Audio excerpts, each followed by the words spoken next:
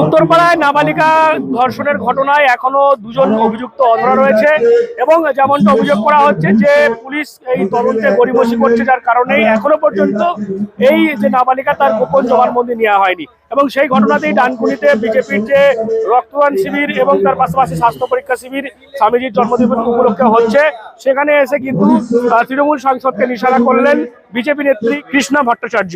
দেখতে পাচ্ছেন এই যে রক্তদান শিবির চলছে, সেখানে আজকে নানান অনুষ্ঠান হচ্ছে এবং সেখানে এসেই যেমনটা কৃষ্ণা ভট্টাচার্যর বক্তব্য, যেহেতু এই ঘটনায় এই যে মূল অভিযুক্ত যাকে গ্রেপ্তার করা হয়েছে, যে তৃণমূলের একেবারে সক্রিয় কর্মী বলে জানা যাচ্ছে, সে যখন তাকে কোর্টে প্রডিউস করা হয় তখন তিনি কল্যাণ বন্দ্যোপাধ্যায়ের নাম বলেছিলেন এবং সেই কারণে স্বভাবতই তিনি মনে করছেন এই যে নাবালিকা ধর্ষণের ঘটনা, সেখানে কোথাও গেলে কল্যাণ বন্দ্যোপাধ্যায়ের হাত এই অভিযুক্তের মাথায় আছে বলেই যে তদন্ত সেটা গড়িমসি হচ্ছে এবং যার কারণে এখনো পর্যন্ত গোপন জবানবন্দি নেওয়া হয়নি নাবালিকার। এবং ঘটনায় দুজন অধরা রয়েছে এবং পরিবার বলছে পুলিশের তদন্তে ভরসা নেই এবং আইনজীবী বলছে এখনো গোপন জবানবন্দিও নেওয়া হয়নি, মানে কোথাও গেলে পুলিশ গড়িমসি করছে। কালকে আমরা ওখানে গিয়েছিলাম, এবার বাড়ির লোক আমাদের তো অ্যালাউ করছে না, প্রথম কথা। দ্বিতীয় কথা, বাড়ির লোককে কেউ কোথাও যেন ভয় দেখাচ্ছে, যার জন্য ওরা আমাদের সঙ্গে কথা বলতে পারছে না, চেষ্টা করছে কিন্তু পারছে না। আর কালকে আমরা থানায় গিয়ে আমাদের সঙ্গে মেজবাবু মিট করেছিলেন থানাতে।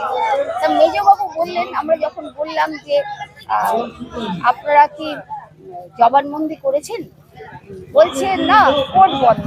আরে কোর্ট বন্ধ তো শনি রবি, কোর্ট বন্ধ, আজকে কোর্ট বন্ধ, কিন্তু ওটা হয়েছে তো অনেক আগে, সঙ্গে সঙ্গে তো জবানবন্দি নেওয়া দরকার ছিল, জবানবন্দিতেই যায়নি, ডিলে করছে কেন?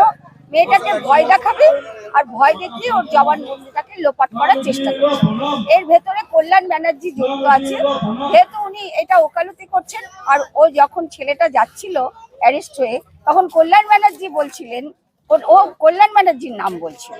তা কল্যাণ ব্যানার্জির নাম বলছিল মানে কল্যাণ ব্যানার্জি ওকে আড়াল করবে, আর কল্যাণ ব্যানার্জি চাইবে আমি বড় একজন অ্যাডভোকেট, আমি একে ছাড়িয়ে দিলাম, একে করলাম। আমরা ছাড়বো, আমরা এর বিহিত দেখব যে যাতে আগামী দিনে ওরা যে আটকে রেখেছে মেয়েটাকে না বলার জন্য, যাতে ও বলতে পারে, আমাদের সঙ্গে কথা বলতে পারে। এই যে অভিযুক্ত নাবালিকা ধর্ষণ বা এই যে নির্যাতনের ঘটনা, যেখানে যেমন গ্রেপ্তার করা হয়েছে মূল অভিযুক্তকে এবং তাকে যখন কোর্টে তোলা হয়, তখন কিন্তু সে কোর্টে যাবার সময় সাংসদ কল্যাণ বন্দ্যোপাধ্যায়ের নাম বলেন এবং তিনি আবেদন করেন সাংসদ কল্যাণ বন্দ্যোপাধ্যায় যাতে তাকে এই ঘটনা থেকে মুক্তি দেন। করলেন কেন এই ঘটনা? আমি নির্দোষ, আমাকে ফাঁসানো হচ্ছে। কেন ফাঁসাবে? কে বা কারা ফাঁসাচ্ছে? কোন বিরোধীরা তোমাকে ফাঁসাচ্ছে? কোন বিরোধী আছে তোমাকে ফাঁসাচ্ছে? আমি আমাদের মাননীয় সাংসদ কল্যাণ বন্দ্যোপাধ্যায়কে বলতে চাই, আমাকে ন্যায় বিচার দিন। কিন্তু পরিষ্কারই আমরা দেখেছি এর আগেই সাংসদ কল্যাণ বন্দ্যোপাধ্যায় জানিয়ে দিয়েছিলেন যে যারা অপরাধী তাদের পক্ষে কিন্তু তিনি নেন এবং অপরাধীদের তিনি প্রশ্রয় দেন না। এবং যদি এরকম নির্যাতনের মতো ঘটনা ঘটে থাকে তাহলে কিন্তু কখনোই তৃণমূল কংগ্রেস এই অভিযুক্তদের পাশে থাকবে না। আমি কোনো ক্রিমিনালকে হেল্প করিনি, তোকেও হেল্প করবো। আর তাছাড়া ধর্ষণ যারা করে তাদের আমি ঘৃণা করি, যাদের বিরুদ্ধে চার্জ আসে তাদের আমি হেড দেই, মলেস্টেশনের চার্জ আছে তাদের আমি হেড দেই।